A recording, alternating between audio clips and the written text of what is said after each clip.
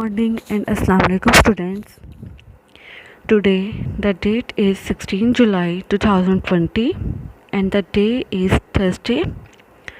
We are in the chemistry class and we have started chapter number 5, which was about the physical states of matter. We have discussed some physical properties of the gaseous molecule. Now we are going to discuss the laws which are related to the gases. Basically, we have two laws, Boyle's law and Charles' law. Today, we will discuss about Boyle's law.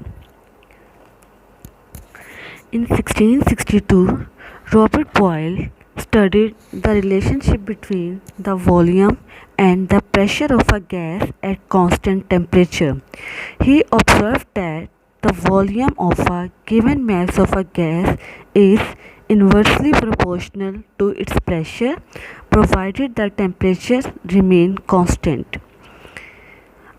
According to this law, the volume V of a given mass of a gas decreases with the increase of pressure and vice versa. Mathematically, it can be written as volume inversely proportional to pressure or V inversely proportional to P.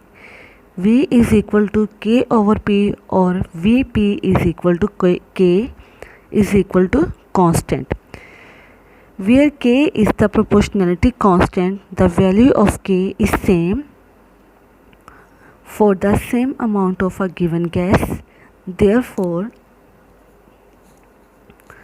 Boyle's law can be stated as the product of pressure and volume of a fixed mass of a gas is constant at a constant temperature.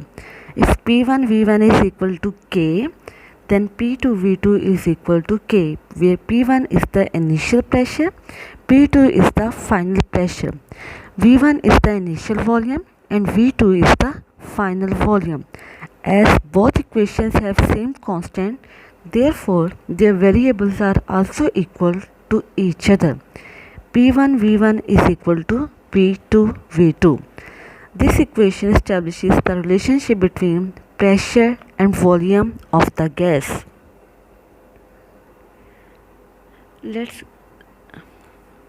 We have Boyle's law. Boyle's law में हमें ये बताया गया है कि हमारे पास किसी भी गैस को ऑब्ज़र्व करने के लिए बॉयल्स और चार्ल्स लॉ ने तीन चीज़ें यूज़ की थी। उनमें प्रेशर, फिर उसमें टेम्परेचर और वॉल्यूम यूज़ किया गया था। ठीक है, बॉयल्स लॉ और चार्ल्स लॉ में गैस का बिहेवियर ऑब्ज़र्व करने के लिए जो हमारे पास तीन उन्होंने चीज़ें यूज़ की थी, उसमें प्रेशर, टेम्परेचर एंड वॉल्यूम उन्होंने यूज़ किया था। अब हमारे पास यहाँ पे हम लोगों ने डिस्कस करना है बॉयल्स लॉ को। अब बॉयल्स लॉ ने क्या किया था? बॉयल्स लॉ ने ये किया था कि उसने टेम्परेचर को कांस्टेंट रखा था। टेम्परेचर को कांस्टेंट रखते हुए उसने गैस के वॉल्यूम पर प्रेशर का इफ़ेक्ट चेक किया था।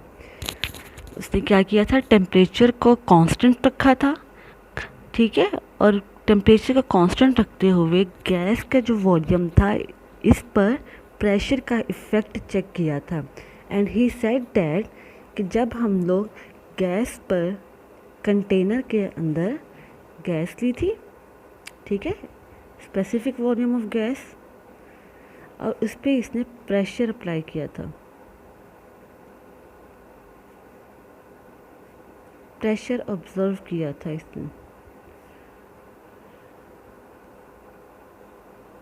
एंड ही सेड दैट कि जैसे जैसे हम प्रेशर बढ़ाते जाएंगे जो गैस का वॉल्यूम है ये डिक्रीज़ करता जाएगा।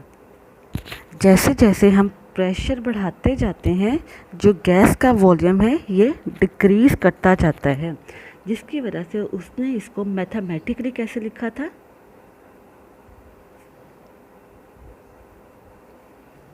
मैथमेटिकली ही सेड दैट कि volume of the gas decreases by increasing pressure. It means that there is the inverse relationship between them. क्यों जैसे जैसे प्रेशर बढ़ाते जाएंगे वॉल्यूम कम होता जाएगा, तो इसका मतलब है कि दोनों के दरमियान में कौन सा रिलेशनशिप था, इन्वर्सली रिलेशनशिप था। जब हम इस प्रोपोर्शनलिटी साइन को ख़त्म करेंगे we use k constant for the proportionality sign which will be equal to V is equal to K over P. If we keep the constant K at one side then it will be equal to VP. ठीक है, ये इस तरह से इसने इसको mathematically इसको लिखा था। फिर उसने ये कहा था कि अगर हमारे पास इनिशियल वॉल्यूम यानी कि V1 और P1 हमारे पास ये हैं, तो जैसे जैसे प्रेशर बढ़ाते जाएंगे वॉल्यूम भी उसी रेशियो के साथ हमारे पास कम होता जाएगा। It means that initial volume and pressure is equal to final volume and pressure.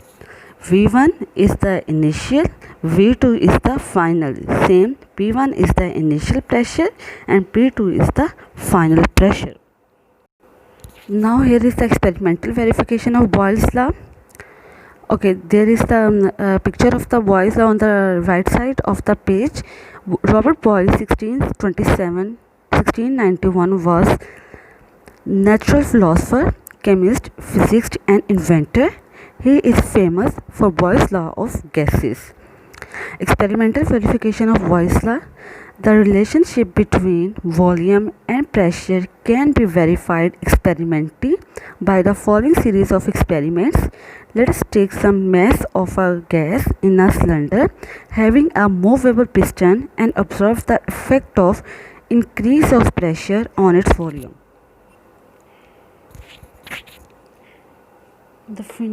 The phenomena is represented in figure 5.1. When the pressure of 2 atmosphere atm is applied, the volume of the gas read as 1 decimeter cube. When pressure is increased equivalent to 4 atm, the volume of the gas reduces to 0.5 decimeter cube.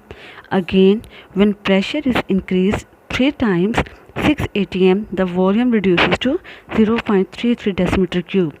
Similarly, when pressure is increased up to 8 atm on the piston, volume of the gas decreases to 0.25 decimeter cube. अब यहाँ पर आपके सामने ये देखिए, इसको simple word से हम इसको समझते हैं। ये आपके सामने ये देयर आर 4 कंटेनर्स, ठीक है, देयर आर 4 कंटेनर्स। और अब हर कंटेनर पर अगर आप लोग ऑब्जर्व करेंगे तो जो गैस का वॉल्यूम है वो डिक्रीज़ होता गया है। पहले वो कह रहे हैं जो प्रेशर है वो 2 atm था, तो गैस का वॉल्यूम 1 डेसीमीटर क्यूब था, ठीक है। तो P1 V1 2 multiply by 1 is equal to 2 atm। अब गैस का जो वॉल्यूम है वो डबल किया है, 2 multiply by 2 is equal to 4।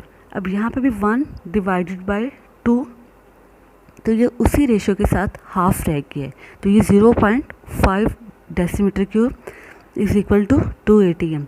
अब यहाँ पर जो गैस का वॉल्यूम था वो 3 टाइम्स इंक्रीज़ किया गया है, तो जो गैस का वॉल्यूम है वो भी 3 टाइम्स डिक्रीज़ हुआ है। दोनों को मल्टीप्लाई करेंगे तो वो 2 atm आ जाएगा। सिमिलरली यहाँ पर जो गैस का वॉल्यूम है वो 4 टाइम्स 8 atm इंक्रीज़ हुआ है, ठीक है, और उसी रेशियो के साथ जो गैस का वॉल्यूम है वो भी 4 टाइम्स डिक्रीज़ करेगा। जब हम 1 डिवाइडेड बाय 4 करेंगे तो 0.25 हमारे पास आ जाएगा। तो फॉर्मूला हमारे पास क्या था, P1 V1, तो इनको मल्टीप्लाई करेंगे तो 2 atm 2 atm 2 atm, ये हमारे पास सारे 2 atm डेसीमीटर क्यूब ही आएंगे। So it is proved that P1 V1 initial pressure and volume is equal to final pressure and volume, which is 2 is equal to 2 atm decimeter cube. It was our overall today's lecture.